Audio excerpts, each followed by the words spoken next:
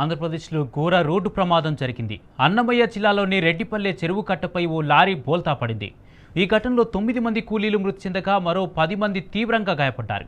వెంటనే సహాయక చర్యలు చేపట్టిన పోలీసులు బాధితులను తిరుపతి రుయా ఆసుపత్రికి తరలించి వైద్యం అందిస్తున్నారు.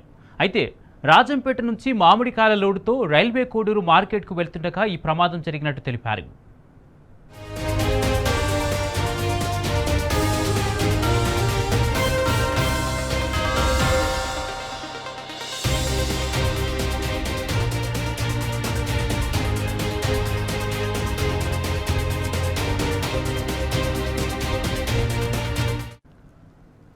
ఆంధ్రప్రదేశ్లో ఘోర రోడ్డు ప్రమాదం జరిగింది.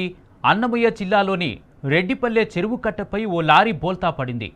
ఈ ఘటనలో 9 మంది కూలీలు మృతి చెందగా మరో 10 మంది తీవ్రంగా గాయపడ్డారు. వెంటనే సహాయక చర్యలు చేపట్టిన పోలీసులు బాధితులను తిరుపతి రుయా ఆసుపత్రికి తరలించి వైద్యం అందిస్తున్నారు.